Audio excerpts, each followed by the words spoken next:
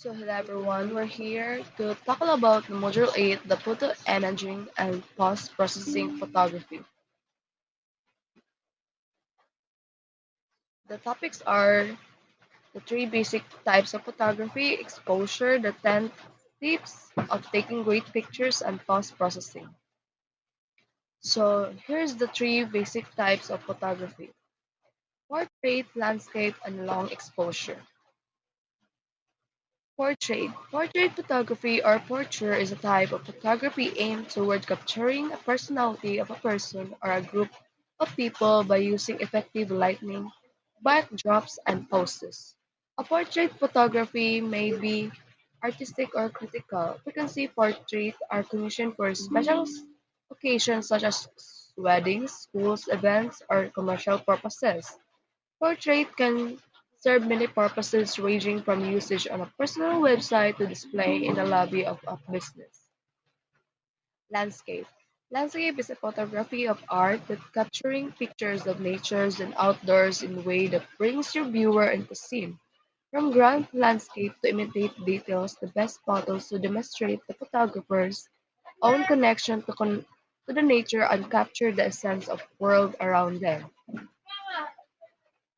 Long exposure photography is the name given to the technique in which the camera shutter is left open during a somewhat lightweight period of time.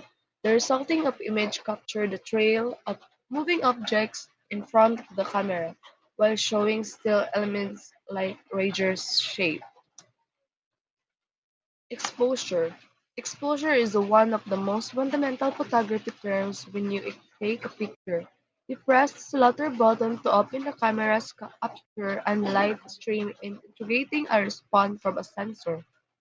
Exposure is the amount of light that reaches your camera sensor, creating a visual data over time, and that period of time could be fraction of a second or entire hours. Right exposure is a balancing act, and overexposure leads to overexposed light, lightning and fade-looking image. Underexposed image are dark and hard to see, and we have to learn this basic to better understand the camera exposure and discover how to get right exposure for your work or your activity. So here's the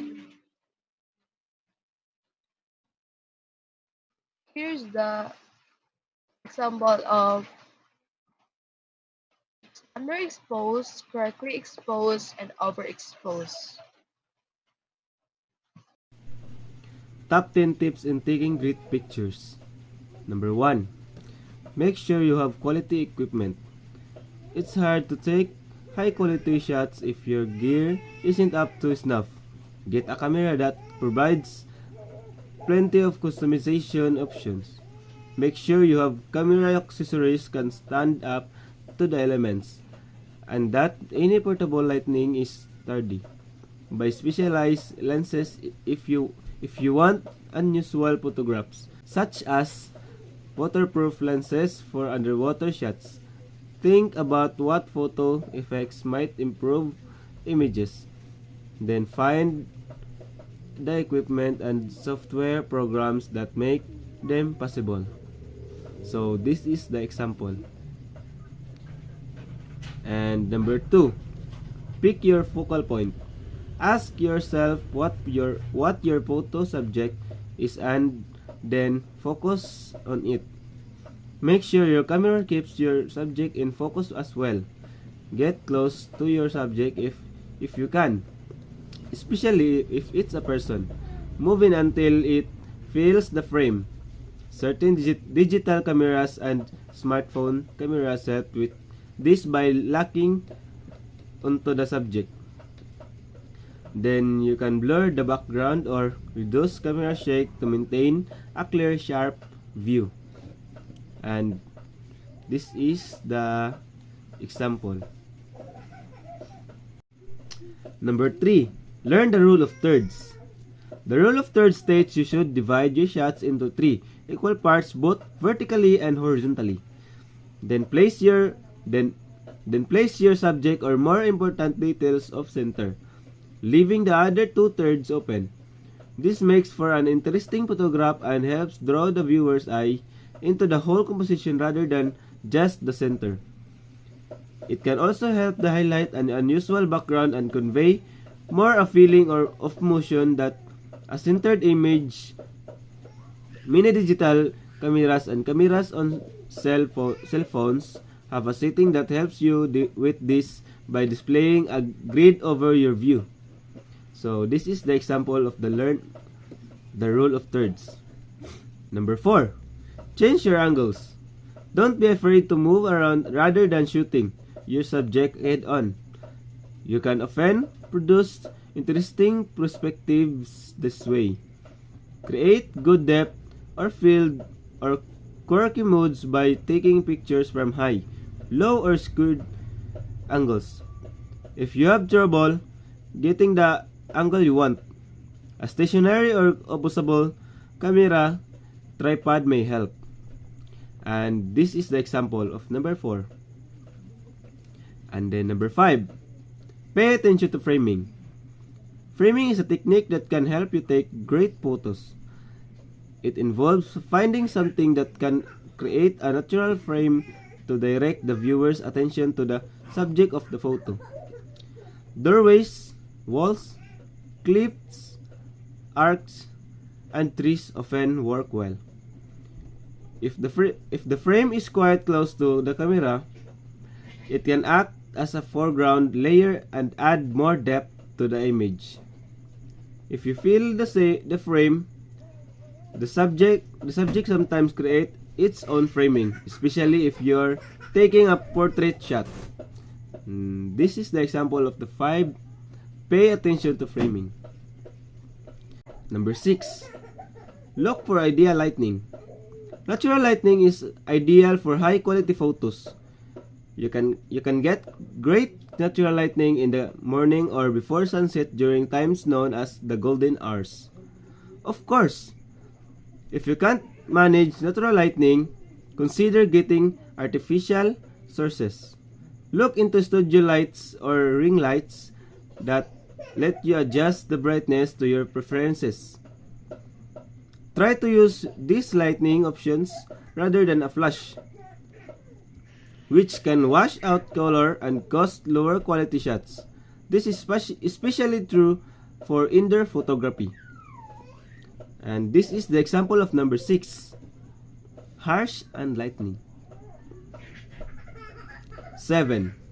Use filters and settings. Most cameras come with adjustable settings or preset filters that provide interesting effects.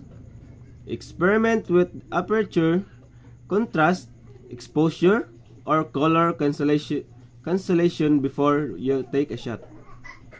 You can also purchase lens filters that can help minimize reflections and glare, enhance color, and add more impact to your images. If you want to figure out how to take good photos with a phone, find out what settings your phone camera has. You may find that you can achieve many of the same effects as with the traditional digital cameras. So this is the example of number 7, use filters and settings. And number 8, take multiple shots. Even if you think you took a great photo, always take a few more just to be safe. Test our various angles, try different poses if you're capturing a model at a photo shoot. And don't be afraid of rapid fire photography. Take the same photo but with different settings or effects. Try taking photos or things you would not normally shot, even around your own home.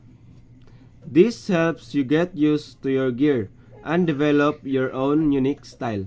And this is the example of numbers 8, take multiple shots or burst.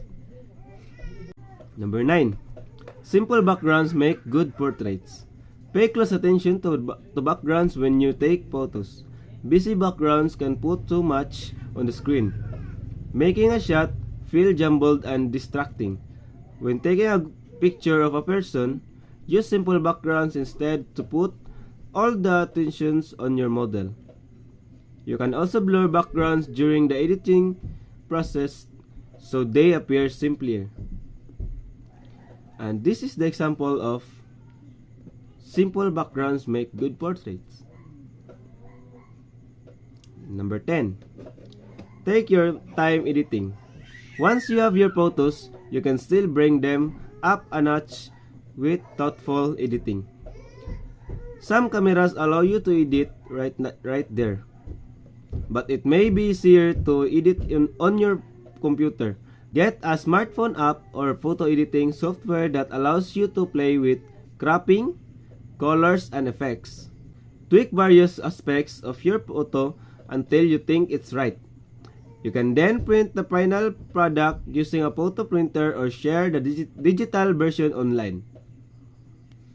And this is the example of the last tips in taking good pictures. Take your time editing. Post-processing is the process of editing the data captured by a camera while taking the photo taken to enhance the image. The better the data captured from a camera to create the photo, that better the enhancement possibility is. This is the example of post-processing, the before and the after.